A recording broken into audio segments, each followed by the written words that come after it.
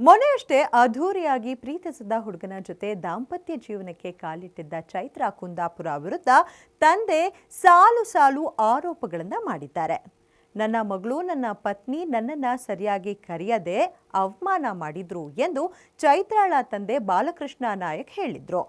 ಮದುವೆ ತಯಾರಿಯ ವೇಳೆಯೂ ಸರಿಯಾಗಿ ಮಾತನಾಡಿಸಲಿಲ್ಲ. ಮದುವೆ ಕೊನೆ ಕ್ಷಣಗಳಲ್ಲಿ ಕಾಟಾಚಾರಕ್ಕೆ ಕರೆದು ಅವಮಾನಿಸಿದ್ರು. ಚೈತ್ರಾ ನನ್ನ ಬಳಿ 5 ಲಕ್ಷ ಇಲ್ಲ, 50,000 ಹಣ ಬೇಡಿಕೆ ಇಟ್ಟಿದ್ದಾಳೆ ತಂದೆ ಅಂತ ಹೇಳಿ ತಂದೆ ಆರೋಪಿಸಿದ್ದಾರೆ. ಇತ್ತ ತಂದೆಯ ಆಕ್ರೋಶ ಸ್ಫೋಟ ಆಗಿದ್ದೇ ತಡ ಸಾಮಾಜಿಕ ಜಾಲತಾಣದಲ್ಲಿ ಚೈತ್ರಾ ಪೋಸ್ಟ್ ಪ್ರತ್ಯಕ್ಷ ಆಗಿದೆ.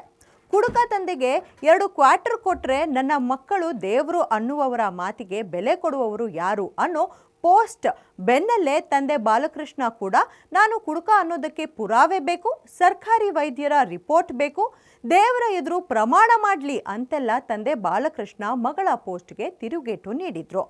ತಂದೆ ಮಗಳ ವಾರ್ ನಡುವೆ ಸೈಲೆಂಟ್ ಆಗಿದ್ದ ತಾಯಿಯ ಹೇಳಿಕೆ ಕೂಡ ಹೊರಬಿದ್ದಿದೆ. ನನ್ನ ಪತಿ ಜವಾಬ್ದಾರಿ ಇಲ್ಲದ ವ್ಯಕ್ತಿ, ಗಂಡನಿಗೆ ಮಾತನಾಡಲು ಬರಲ್ಲ, ಅವರು ಮಾನಸಿಕ ವ್ಯಕ್ತಿ, ರಾತ್ರೋರಾತ್ರಿ ಮನೆ ಬಿಟ್ಟು ಹೋಗ್ತಾರೆ ಎಂದು ಪತಿಗೆ ಕೌಂಟರ್ ನೀಡಿದ್ದಾರೆ.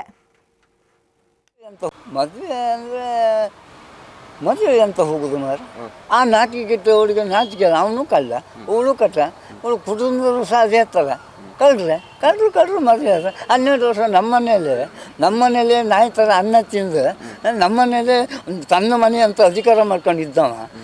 ಇವಳು ಸಹ ಅವನು ಒಳಗಡೆ ಕಟ್ಸೋದು ತಾಯಿ ಅತ್ತೇನು ನನ್ನ ಹೆಂಡತಿ ಹಾಗೆ ಅವನಿಗೇನು ಅನ್ನ ಹಾಕೋದೇನು ಅವನಿಗೇನು ಟೀ ಕಾಫಿ ಕೊಡೋದೇನು.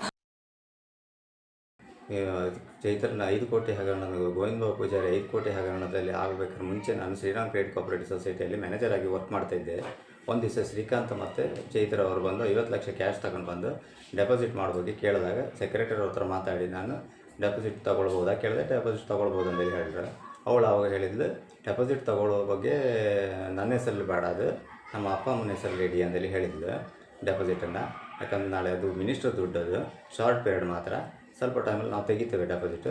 ಅದಕ್ಕಾಗಿ ಡೆಪಾಸಿಟ್ ಮಾಡೋದು ಕೇಳಿದ್ರೆ ಡೆಪಾಸಿಟ್ ಮಾಡಿ ಕೊಟ್ಟಿದ್ದೇನೆ ನಾನು. ಶಾಲೆಯಲ್ಲಿ ಸುಕುಮಾರ್ ಶೆಟ್ಟರ್ ಶಾಲೆಯಲ್ಲಿ ಕೆಲಸ ಮಾಡೋದು, ಟೀಚರ್ ಆಗಿ ಕೆಲಸ ಮಾಡ್ತಾಳೆ. ಮತ್ತು ಬೇರೆ ಎಲ್ಲ ಕೆಲಸ ಮಾಡ್ತಿರ್ತಾಳೆ. ಆದರೆ ಅಲ್ಲಿ ಕೆಲಸ ಮಾಡೋಳಾಗಿ ಟೀಚರ್ ಆಗಿ ಎಲ್ಲೋದು ಒಂಥರ ಶಿಸ್ತಿನ ಶಾಲೆ, ಅದು ಒಳ್ಳೆ ಶಾಲೆ. ಆ ಶಾಲೆ ಆಗಿ ಇವಳು ಅಪ್ಪನ ಈ ಮಾನಸಿಕ ಅಪ್ಪನ ಕರ್ಕೊಂಡು ಹೋಗಿ ಇವಳು ಈ ರೀತಿ ಎಲ್ಲ ಹೇಳಿಸಿ ಮೀಡಿಯಾದವರಿಗೆಲ್ಲ ಹೇಳಿಸುದಿಲ್ಲ ಅಂತ ಹೇಳ್ರಿ. ಹಿಂದಿನಿಂದ ಹಾಕೊಂಡು ಮೀಡಿಯಾದವರಿಗೆಲ್ಲ ಹೇಳಿಸಿದ್ರೆ ಅಂತ ಹೇಳ್ರಿ. ಆ ಶಾಲೆಯಲ್ಲಿ ಇವಳ ಹತ್ರ ಕಲ್ತು ಮಕ್ಕಳೆಲ್ಲ ನಾಳೆ ಇದೇ ರೀತಿ ಮನೆ ವಿಚಾರ ಮಾನ ಮರ್ಯಾದೆ ಅಂತ ಇದ್ದವಳು ಆ ಶಾಲೆಯಲ್ಲಿ ಶಿಸ್ತಿನ ಶಾಲೆ ಅದು.